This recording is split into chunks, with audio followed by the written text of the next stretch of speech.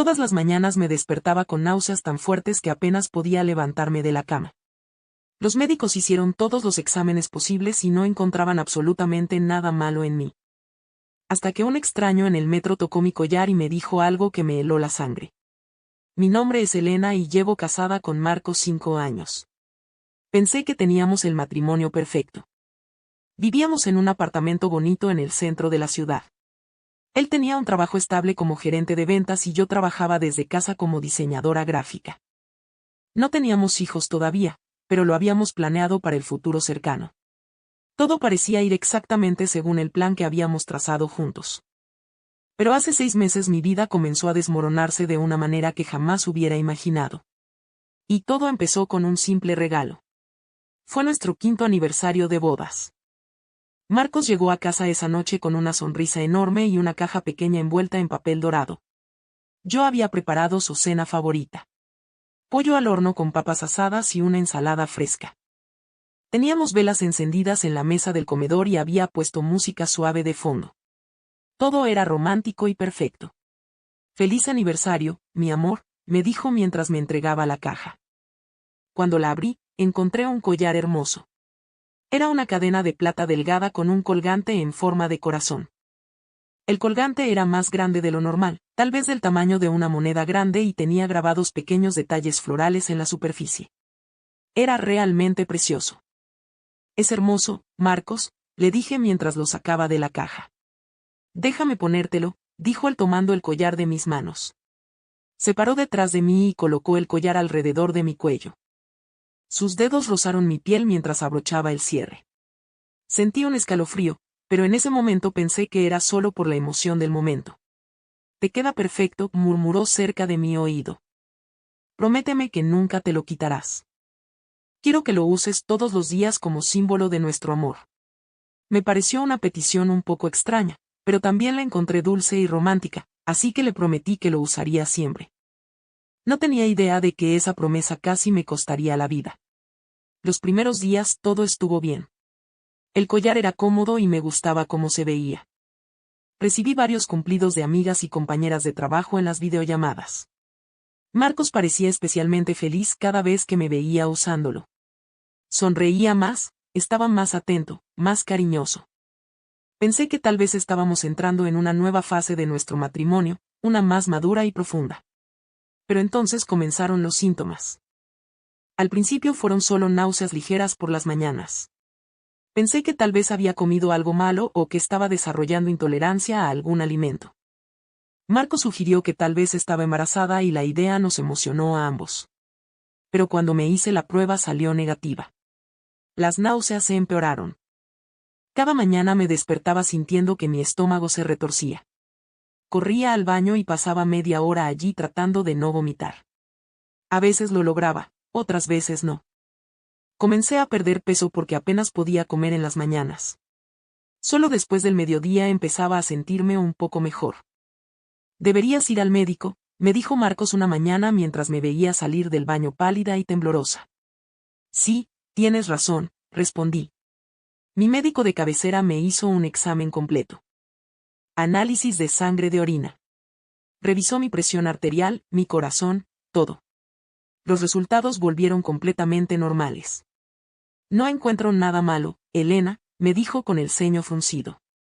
«Tal vez es estrés». «¿Has estado bajo mucha presión últimamente?» «No más de lo normal», respondí. «Bueno, vamos a monitorear la situación. Si los síntomas continúan o empeoran, vuelve a verme». Pero los síntomas no solo continuaron, empeoraron mucho más. Comencé a tener dolores de cabeza constantes. Eran dolores sordos que parecían venir de la parte posterior de mi cráneo y se extendían hacia adelante. Tomaba analgésicos, pero apenas ayudaban. También empecé a sentirme cansada todo el tiempo. No importaba cuánto durmiera, siempre me despertaba agotada. Mi piel comenzó a verse diferente también. Estaba más pálida, casi grisácea. Tenía ojeras profundas bajo los ojos que ningún maquillaje podía ocultar. Mis uñas se volvieron quebradizas y mi cabello empezó a caerse más de lo normal. Marcos parecía genuinamente preocupado. Me llevó a ver a un especialista, luego a otro y después a otro más. Gastamos una fortuna en consultas médicas y pruebas. Me hicieron resonancias magnéticas, tomografías, más análisis de sangre, pruebas de alergias, pruebas de tiroides. Todo salía normal. Es muy frustrante, le dije a Marcos una noche mientras estábamos acostados en la cama. Me siento horrible, pero nadie puede decirme que está mal. Lo sé, amor, dijo él acariciando mi cabello. Pero vamos a encontrar la respuesta. No te preocupes. Notó que mi mano estaba en el collar, jugando con el colgante, como había desarrollado el hábito de hacer. Todavía lo usas todos los días, comentó con una sonrisa. Claro, respondí. Te lo prometí. Eres la mejor esposa del mundo, dijo besando mi frente. Pero algo en su voz me pareció extraño esa noche. No podría explicarlo exactamente. Había una nota de satisfacción que no encajaba con la situación.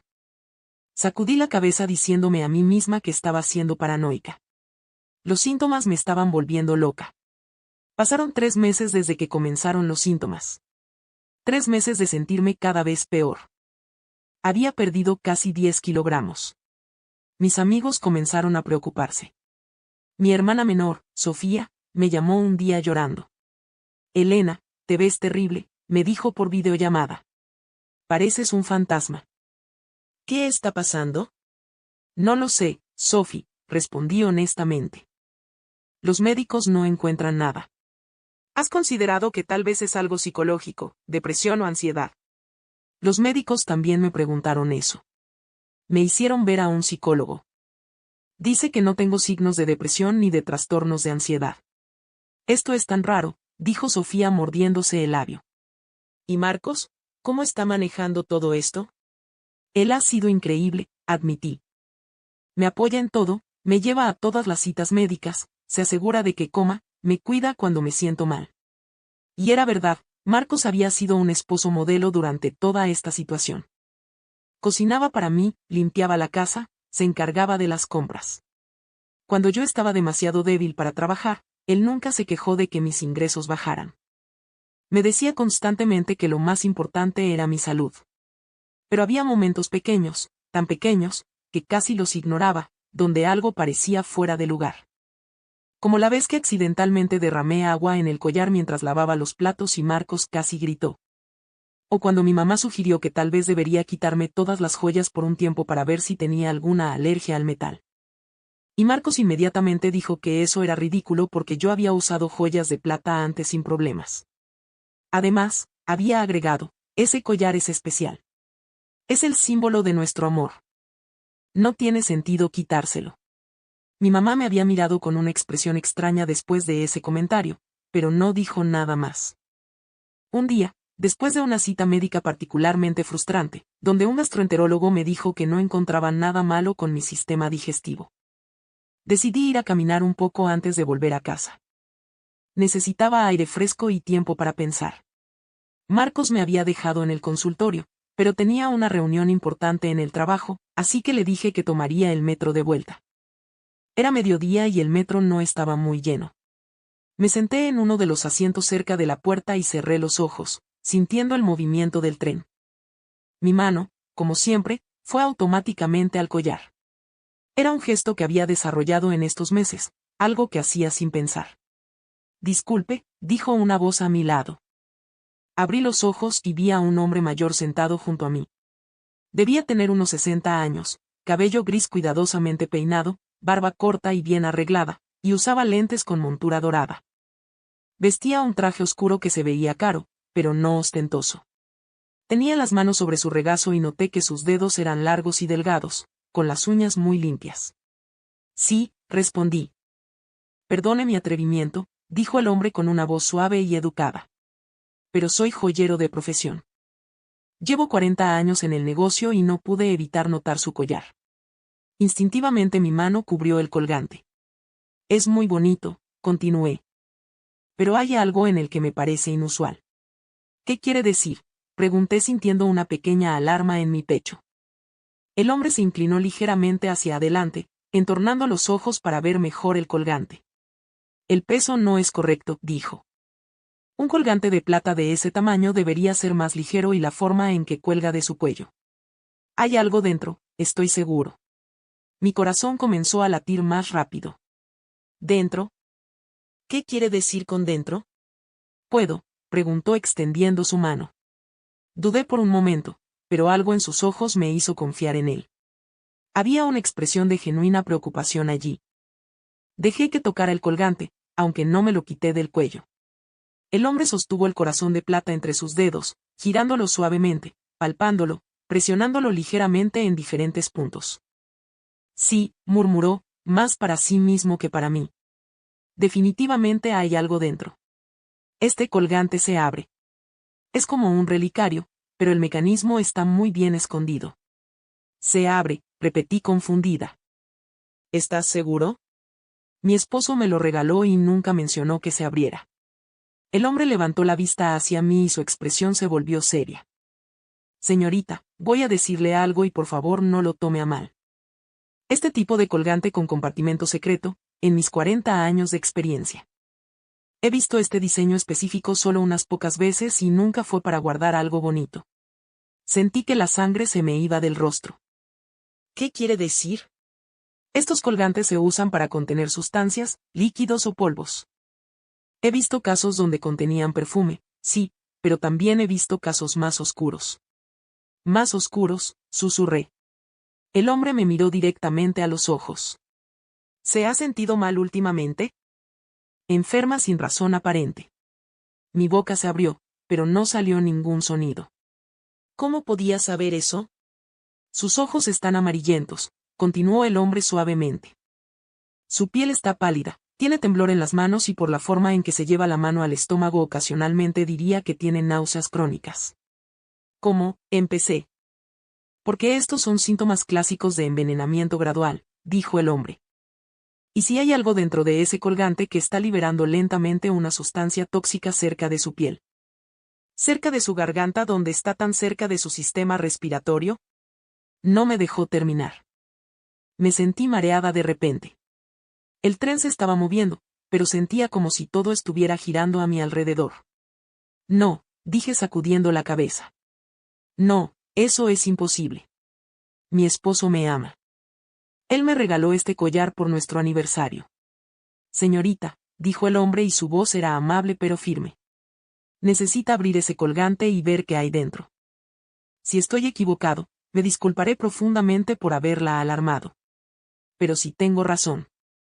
Me quedé mirándolo, mi mente corriendo a 1000 kilómetros por hora. Pensé en todos los síntomas. Pensé en todos los médicos que no encontraban nada. Pensé en cómo había empezado exactamente después de que comencé a usar el collar. Pensé en cómo Marcos insistía en que nunca me lo quitara. Pensé en su reacción exagerada cuando se mojó. Pensé en cómo siempre parecía estar monitoreando si lo estaba usando. No puedo creer que mi esposo me haría algo así, dije. Pero mi voz sonaba débil, incluso para mis propios oídos. Entonces, ábralo delante de mí, dijo el hombre. Demuestre que estoy equivocado. Le mostraré cómo encontrar el mecanismo. El tren se detuvo en una estación. La puerta se abrió y algunas personas bajaron, otras subieron. El hombre no se movió. Yo tampoco. ¿Cuánto tiempo ha estado usando el collar?, preguntó. 6 meses, respondí automáticamente. Y los síntomas comenzaron inmediatamente, tal vez una semana después. El hombre asintió como si esto confirmara sus sospechas. Necesita quitárselo ahora mismo, dijo. Incluso si resulta que estoy equivocado sobre el envenenamiento, claramente está teniendo algún tipo de reacción a él. Su salud es más importante que cualquier joya. Tenía razón, lo sabía, pero mis manos temblaban mientras las llevaba a la parte trasera de mi cuello para buscar el cierre. Aquí, dijo el hombre, permítame ayudarla. Con dedos expertos desabrochó el cierre. El collar cayó en mis manos. Por primera vez en 6 meses mi cuello estaba desnudo y fue extraño, pero juro que inmediatamente sentí como si pudiera respirar un poco mejor. Ahora, dijo el hombre tomando el colgante de mi mano. El mecanismo de apertura en estos diseños específicos generalmente está aquí. Presionó su uña en un punto casi invisible en el costado del corazón de plata. Hubo un pequeño clic tan suave que apenas lo escuché sobre el ruido del metro. El colgante se abrió como una almeja. Dentro había una pequeña cápsula de vidrio del tamaño de una píldora grande. Estaba sellada en los extremos con algo que parecía cera. Y dentro de la cápsula había un líquido claro, casi como agua, pero ligeramente más viscoso. El hombre y yo nos quedamos mirándolo en silencio por un momento. Esto no debería estar aquí, dijo finalmente el hombre, su voz tensa. Esto definitivamente no es perfume ni nada inocente. El vidrio está diseñado para permitir que pequeñas cantidades de vapor se filtren lentamente. Es un método de liberación prolongada. Sentí que las lágrimas comenzaban a correr por mis mejillas. Mi esposo intentó matarme, susurré. No puedo confirmar eso legalmente, dijo el hombre con cuidado, pero necesita ir a la policía ahora mismo. No vuelva a su casa. No le diga a su esposo que sabe sobre esto. Solo vaya directamente a la policía. ¿Pero por qué?, pregunté sollozando ahora. ¿Por qué haría esto? Llevamos casados 5 años. Pensé que era feliz.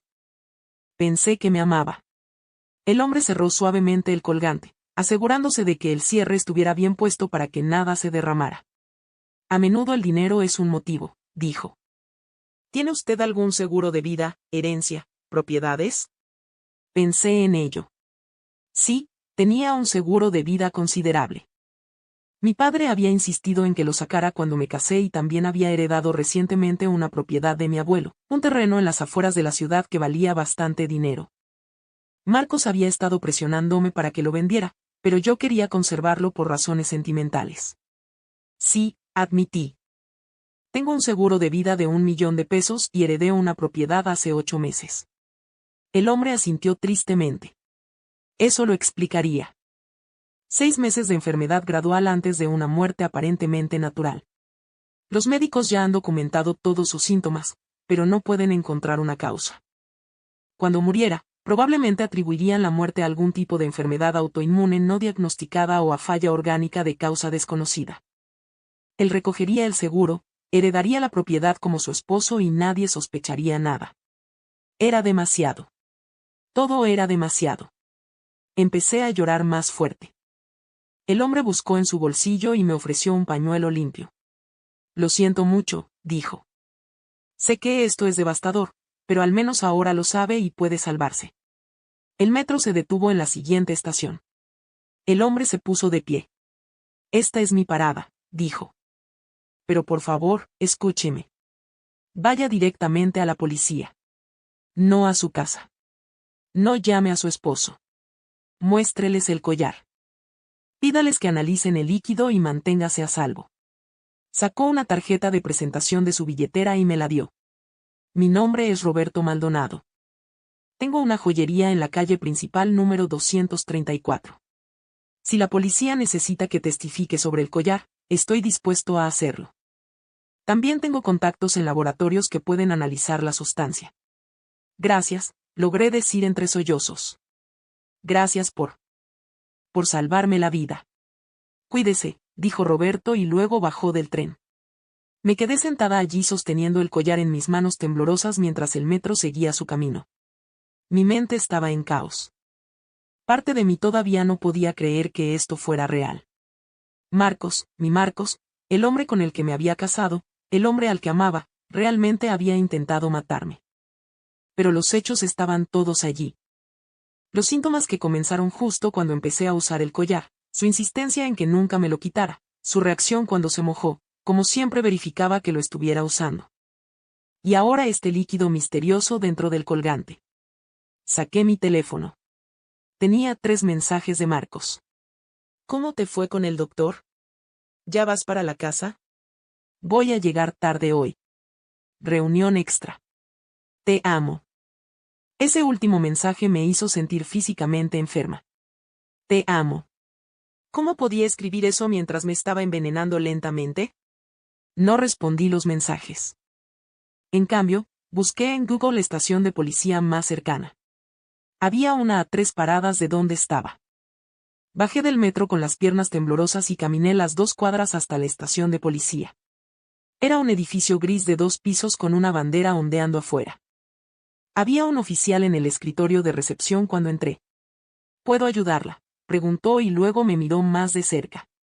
Señora, ¿está bien? Se ve muy pálida. Necesito hablar con alguien, dije. Creo que mi esposo está intentando matarme. Eso captó su atención inmediatamente. Me hizo pasar a una sala de entrevistas y llamó a una detective. La detective llegó en 5 minutos.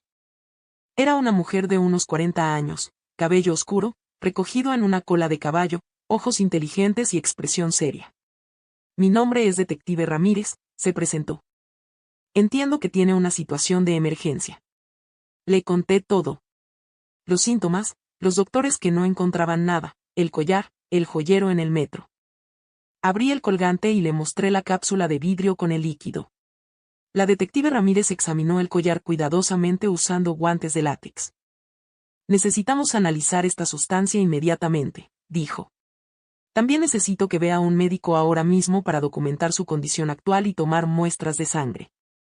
Si realmente está siendo envenenada, necesitamos evidencia médica. ¿Me cree?, pregunté sorprendida de lo aliviada que me sentía. He visto casos similares, admitió la detective. Es más común de lo que la gente piensa. Y los síntomas que describe son consistentes con varios tipos de envenenamiento gradual. Vamos a investigar esto a fondo. Me llevaron a un hospital donde un médico forense me examinó y tomó muestras de sangre, orina y cabello. Explicó que el cabello podría mostrar un historial de exposición a toxinas durante los últimos meses. Mientras tanto, el collar fue enviado a un laboratorio forense. La detective Ramírez me explicó que el análisis llevaría al menos 24 horas para los resultados preliminares. ¿Qué hago mientras tanto?, pregunté. No puedo volver a casa. No puedo ver a Marcos actuando normal sabiendo lo que sé. Tiene razón en no volver, dijo la detective. ¿Hay algún lugar seguro donde pueda quedarse? Familia, amigos. Mi hermana, dije inmediatamente. ¿Puedo quedarme con mi hermana Sofía? Bien, vaya con ella. No le diga a su esposo dónde está. Si pregunta, podemos decirle que está en el hospital para más pruebas, que es técnicamente cierto. Mientras tanto, vamos a investigar sus finanzas, su historial, todo. Si está planeando matarla por dinero, habrá dejado rastros. Llamé a Sofía desde la estación de policía. Cuando le conté lo que había descubierto, se quedó en silencio por un momento largo. Voy para allá ahora mismo, dijo finalmente su voz temblorosa. No te muevas. Voy a recogerte. Sofía llegó en 20 minutos. Vivía al otro lado de la ciudad, así que debió haber conducido como loca para llegar tan rápido. Me abrazó tan fuerte que casi no podía respirar. No puedo creer que ese desgraciado te hiciera esto, dijo llorando. Confiamos en él. Todos confiamos en él. La detective Ramírez nos dio su número de teléfono directo y nos dijo que nos mantendría informadas. Mientras Sofía me llevaba a su apartamento, mi teléfono sonó. Era Marcos. Miré la pantalla sintiendo una mezcla de miedo, ira y tristeza. No contestes, dijo Sofía. Tengo que hacerlo, respondí. Si no contesto, se va a preocupar y tal vez venga a buscarte a ti o a mamá. Necesito actuar normal. Tomé una respiración profunda y contesté. Hola amor, dije tratando de mantener mi voz estable. Elena, ¿dónde estás? Llegué a casa y no estás aquí. Estoy en el hospital, dije. La detective Ramírez me había dicho que dijera esto. Después de la cita con el gastroenterólogo me sentí muy mal. Me desmayé en el metro y alguien llamó a una ambulancia. ¿Qué? ¿Estás bien? ¿En qué hospital? Voy para allá ahora mismo. Podía escuchar genuina preocupación en su voz. Era tan convincente. Como había vivido con este hombre durante 5 años y nunca había visto esta faceta de él. No, no vengas, dije rápidamente. Los médicos dicen que tengo que quedarme en observación esta noche. Están haciendo más pruebas. No tiene sentido que vengas. No vas a poder verme de todos modos. Las reglas del hospital. Pero quiero estar ahí contigo, insistió. Lo sé, amor, pero realmente no puedes hacer nada. Vete a casa, descansa. Te llamo mañana cuando sepa más. Hubo un silencio. ¿Estás usando el collar?, preguntó de repente. Se me heló la sangre. Miré el collar, que ahora estaba en una bolsa de evidencia que Sofía había puesto en su bolso. Claro, mentí. Siempre lo uso. Bien, dijo y pude escuchar el alivio en su voz. Bien, eso es bueno. Bueno, llámame si necesitas algo, ¿de acuerdo? No importa la hora. Lo haré. Te amo, dije. Y las palabras sabían a ceniza en mi boca. Yo también te amo, respondió. Colgué y dejé caer el teléfono como si quemara. Preguntó por el collar, le dije a Sofía. Lo primero que preguntó después de saber que estoy en el hospital es si estoy usando el maldito collar. Sofía apretó el volante con tanta fuerza que sus nudillos se pusieron blancos. Voy a matarlo, dijo entre dientes. No respondí. Vamos a dejar que la justicia se encargue de él. Esa noche en el apartamento de Sofía no pude dormir. Cada vez que cerraba los ojos veía el líquido claro dentro de la cápsula de vidrio. Pensaba en todas las veces que Marcos me había besado, me había abrazado, me había dicho que me amaba. Todo mientras me estaba envenenando lentamente. Pensaba en todas las citas médicas a las que me había acompañado, actuando como el esposo preocupado, cuando en realidad solo estaba monitoreando qué tan enferma me estaba poniendo su veneno. ¿Cómo podía ser tan cruel, tan calculador? Los resultados del laboratorio llegaron 36 horas después. La detective Ramírez me llamó personalmente. Elena, necesito que venga a la estación, dijo. Tenemos los resultados y hay algunos desarrollos en el caso. Sofía me llevó de nuevo a la estación de policía. Esta vez había más gente en la sala de conferencias. La detective Ramírez, otro detective mayor, un fiscal del distrito y un toxicólogo del laboratorio forense. Siéntese, por favor, dijo la detective Ramírez. Me senté, mi corazón latiendo fuerte. El toxicólogo habló primero. Era un hombre delgado, con lentes gruesos y una expresión seria. El líquido en el colgante es talio, dijo sin rodeos. Es un metal pesado extremadamente tóxico. Fue usado históricamente como veneno para ratas hasta que fue prohibido para ese propósito debido a su peligrosidad. En pequeñas dosis prolongadas, causa exactamente los síntomas que usted ha estado experimentando. Náuseas, pérdida de cabello, problemas neurológicos, pérdida de peso. Sentí que el aire se escapaba de mis pulmones. El análisis de su cabello muestra niveles elevados de talio consistentes con exposición prolongada durante aproximadamente 6 meses, continuó el toxicólogo. Si hubiera seguido usando el collar por otros 2 o 3 meses más, la acumulación en su sistema habría alcanzado niveles letales. Su muerte habría parecido resultado de falla orgánica múltiple de causa desconocida. Dios mío, susurré. La detective Ramírez se inclinó hacia adelante. Hay más, dijo. Investigamos las finanzas de su esposo. Descubrimos que está profundamente endeudado. Debe más de $500,000 a varios prestamistas, incluyendo algunos que no son exactamente legales. También encontramos que hace 8 meses, justo después de que usted heredara la propiedad de su abuelo, él intentó sacar un préstamo usando esa propiedad como garantía. Pero no pudo porque la propiedad está solo a su nombre. Y hace 7 meses, agregó el fiscal del distrito, aumentó su seguro de vida a $2 millones sin informarle. Falsificó su firma en los documentos. Me quedé mirándolos, incapaz de procesar toda esta información. Entonces todo era mentira, dije finalmente. Todo este tiempo. Tenemos evidencia suficiente para arrestarlo, dijo la detective Ramírez. Intento de asesinato, fraude, falsificación de documentos. Va a ir a prisión por mucho tiempo, pero necesitamos su cooperación completa. ¿Está dispuesta a testificar contra él? Sí, dije sin vacilar. Absolutamente. Sí. Bien, vamos a arrestarlo esta noche. Vamos a hacerlo en su casa, lejos de su lugar de trabajo para evitar una escena. Pero quiero advertirle que esto va a ser duro. Va a negar todo.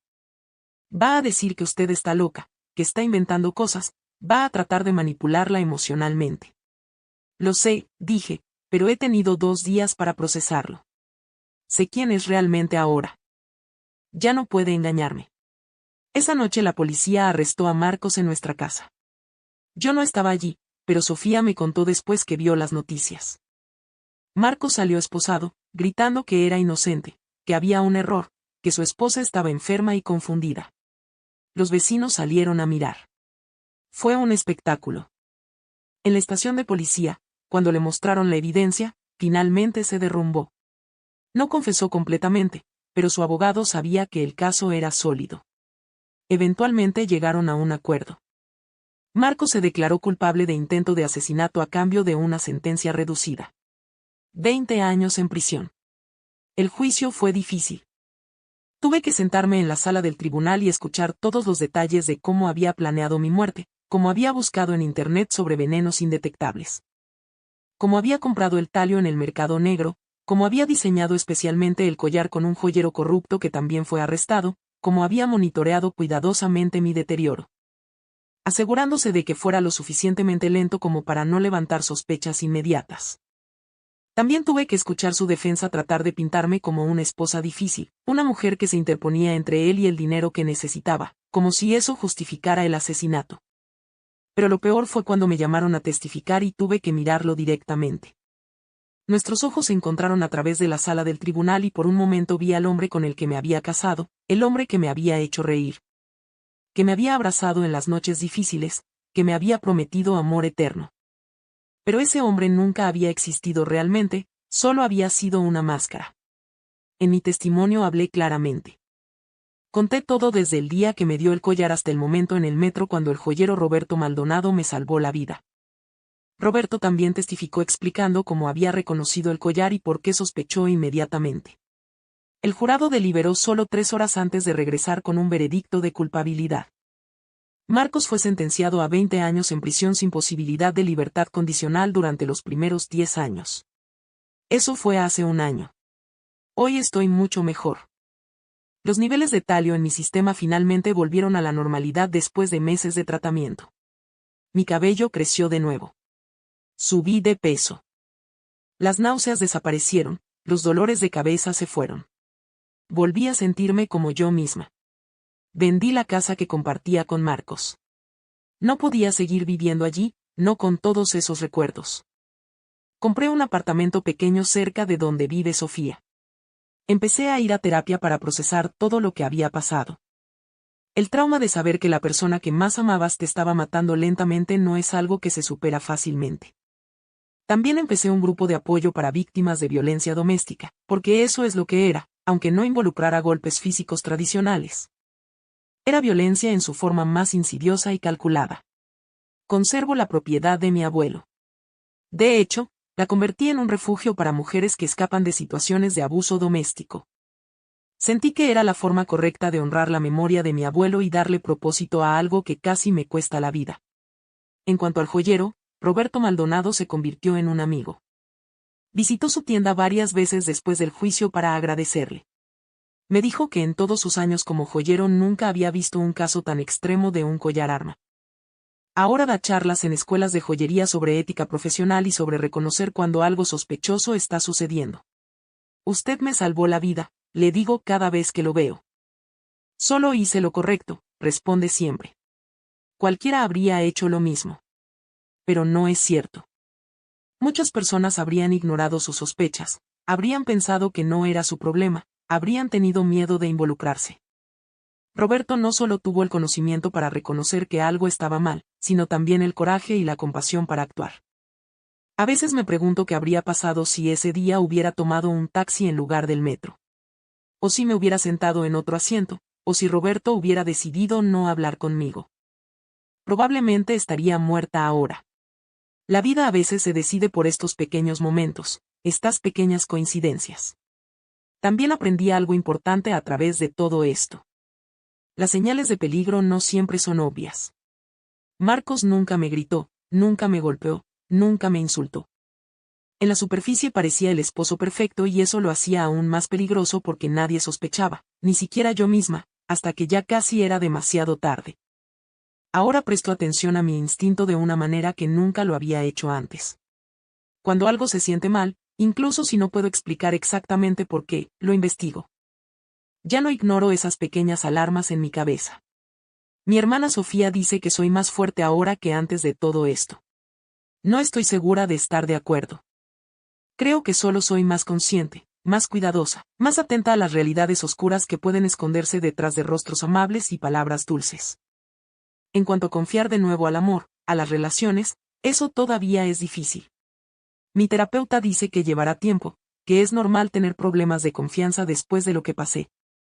Salgo ocasionalmente, pero siempre hay una parte de mí que se pregunta si la persona frente a mí es genuina o si es otra máscara. Pero estoy trabajando en ello porque no puedo dejar que lo que Marcos hizo me destruya la vida. Él ya intentó quitarme mi vida una vez. No voy a dejar que me quite mi futuro también. El collar, por cierto, permanece en evidencia policial. A veces pienso en él, esa hermosa pieza de plata con su secreto mortal. Es una metáfora perfecta, supongo. Las cosas más peligrosas a menudo vienen envueltas en los paquetes más bonitos. Hace unas semanas recibí una carta de Marcos desde la prisión. Mi primera reacción fue tirarla sin abrirla, pero la curiosidad pudo más. En la carta finalmente admitía todo. Decía que lo sentía, que las deudas lo habían vuelto desesperado, que nunca pensó que realmente podría hacerlo hasta que ya era demasiado tarde para detenerse. Terminaba la carta diciendo que todavía me amaba. Quemé esa carta porque lo que sea que Marcos sintiera por mí no era amor. El amor no envenena. El amor no planea asesinatos. El amor no ve a otra persona como un medio para un fin, como una solución a problemas financieros. El amor real es lo que vi en los ojos de Sofía cuando vino a recogerme a la estación de policía. Es lo que vi en Roberto cuando decidió hablarme en el metro, sabiendo que podría estar equivocado y quedar como un tonto. Es lo que veo ahora en las mujeres del refugio que empiezan a reconstruir sus vidas después de escapar de situaciones terribles. Eso es amor. Todo lo demás es solo imitación. Y ahora sé la diferencia. Hay días difíciles todavía, días donde me despierto y por un segundo olvido todo lo que pasó y pienso en llamar a Marcos. Días donde veo a parejas felices en la calle y siento una punzada de tristeza por lo que perdí, o más bien por lo que pensé que tenía, pero nunca existió realmente. Pero esos días son cada vez menos frecuentes y hay más días buenos ahora. Días donde me río con Sofía.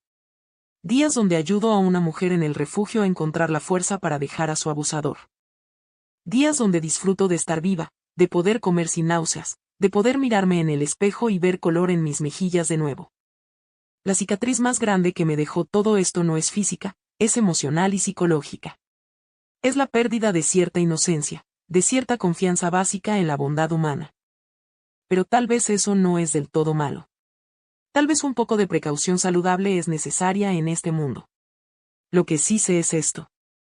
Si mi historia puede ayudar aunque sea a una persona a prestar atención a las señales de advertencia en su propia vida, a cuestionar lo que parece demasiado bueno para ser verdad, a escuchar su instinto cuando algo se siente mal, entonces valió la pena compartirla. Porque ese joyero en el metro me salvó la vida al prestar atención a un detalle que la mayoría de la gente habría ignorado. Y si mi historia salva aunque sea una vida, estaré pasando ese mismo regalo hacia adelante.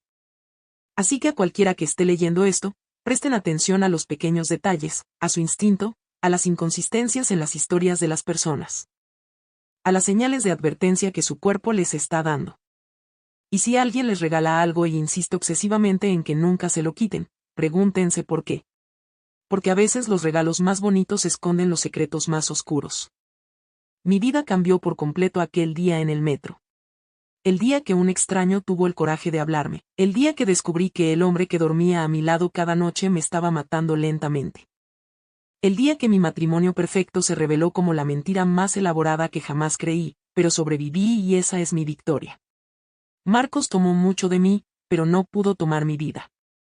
Y ahora esa vida es completamente mía, libre de sus manipulaciones, libre de su veneno, libre de sus mentiras. Y cada mañana cuando me despierto sin náuseas, cuando me miro en el espejo y veo salud en mis ojos, cuando toco mi cuello desnudo sin ningún collar envenenado, recuerdo que seguir viva es la mejor venganza que podría tener.